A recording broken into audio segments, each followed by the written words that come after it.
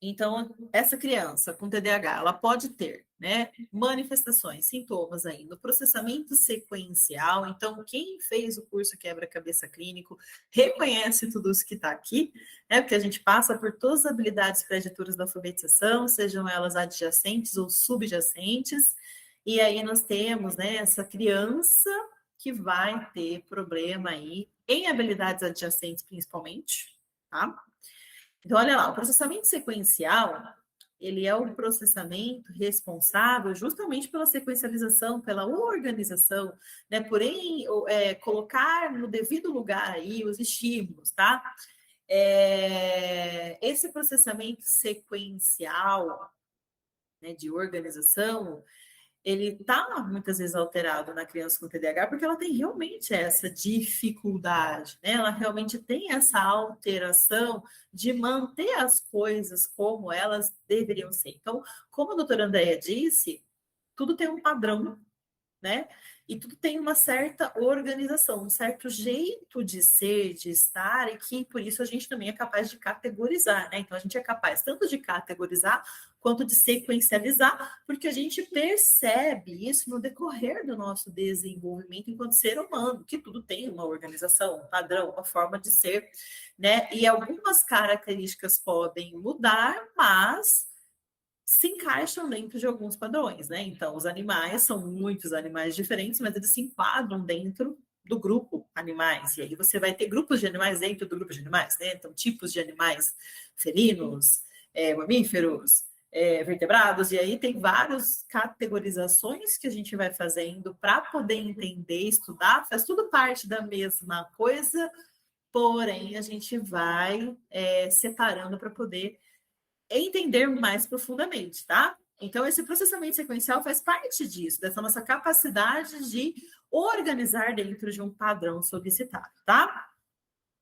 O processamento auditivo é um dos processamentos que a gente vai ver alteração. Então, quando você pede um exame de processamento auditivo central para uma criança, para uma escolar, e ele tem TDAH, ele vai apresentar alteração no processamento auditivo. É de responsabilidade da fonoaudiologia o tratamento para as alterações de processamento auditivo, porém, se você não é fonoaudiólogo, existem alguns programas abertos para que você possa auxiliar algumas questões do teu paciente, tá bom? Então, você não pode fazer o tratamento para as alterações de PAC, mas você pode ajudar na estimulação, né, das habilidades desse processamento, tá bom? O processamento visual, que, diferente da visão em si, né, se você enxerga bem ou não, é como você percebe esse mundo, é como você percebe os detalhes, como que você é capaz de fazer ou não a figura fundo, como você é capaz de fazer ou não a closura visual, tá? Que é o que a gente avalia com o DTVP2. O DTVP2, para quem não conhece, está ouvindo esse nome pela primeira vez ou nunca usou, é um teste que nós utilizamos na bateria aí para aplicar nas crianças com suspeita de TDAH e dislexia visual, né, ou com outras questões aí que tem essa queixa aí visual e que mostra para nós se essa criança tem dislexia visual ou TDAH. Tá? Ele é maravilhoso. É aqui que vocês vão conseguir ver nesse teste, por exemplo, as alterações de figura fundo e de integração visomotora, IVM, que a doutora Andréia falou na aula dela, tá? Então, as questões de processamento visual a gente vai ver, principalmente a integração visomotora. Então, de percepção de motricidade reduzida, a gente vai ver mais figura fundo, tá? Então, fazer a figura fundo pode ser difícil para o TDAH. Mas o restante das alterações do DTVP2 no TDAH vai dar mais de IVM, que é a integração visomotora, que é quando eu peço para a criança fazer uma atividade visual que também depende da ação motora, como, por exemplo, completar, levar um cachorro até o osso, dentro de uma linha pequena, né? Fazer desenhos, ligar pontos. Então, isso tudo são atividades de integração visomotora que podem estar em prejuízo nas crianças com TDAH, tá? Por isso a gente tem que olhar os dados da avaliação e fazer uma boa avaliação, né, gente? O processamento conceitual, ele tem a ver com o nosso vocabulário.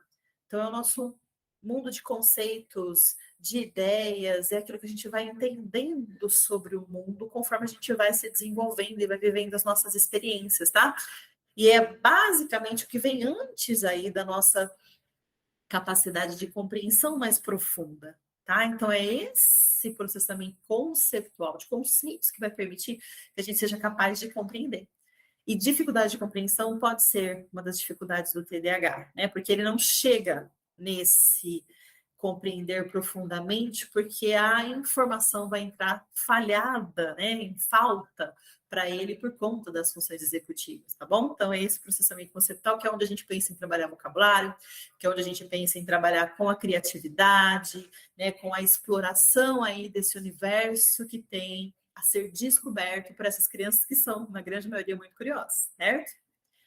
E as funções executivas, né? Então, a atenção, que tudo que a gente for trabalhar, a gente precisa dela, né? Que é essa atenção sustentada, essa atenção focada.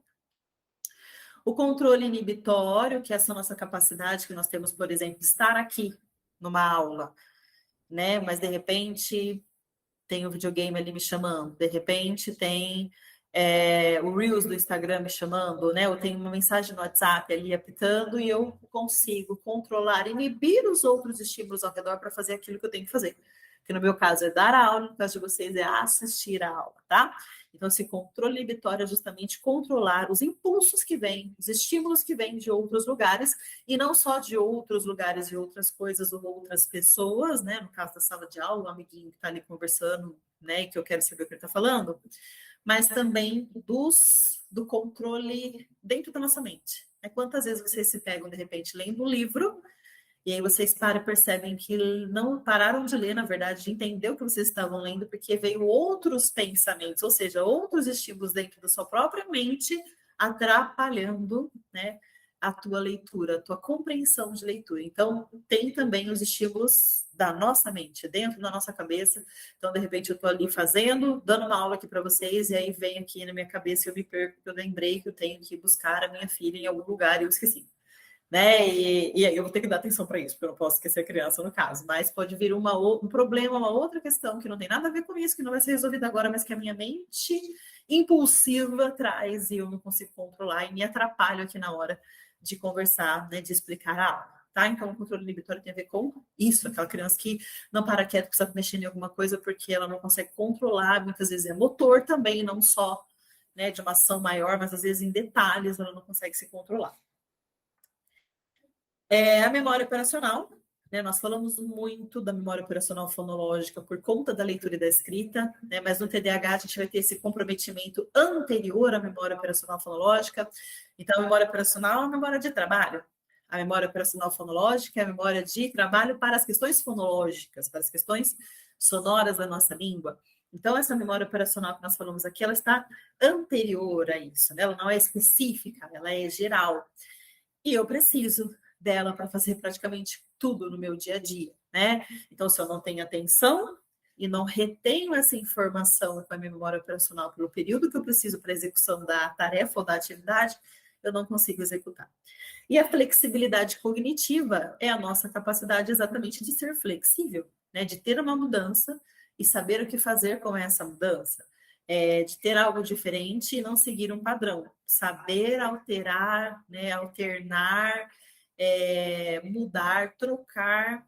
Se teve uma coisa que foi muito trabalhada durante todo o processo de isolamento social, foi a nossa flexibilidade cognitiva, que nós tivemos que nos adaptar a muitas situações que nós não estávamos acostumados, né, para continuar vivendo. Então, flexibilidade cognitiva tem a ver com isso, né? Você realmente ser flexível, se adaptar, aceitar as mudanças e conseguir replanejar, apesar de um planejamento que estava antes, tá?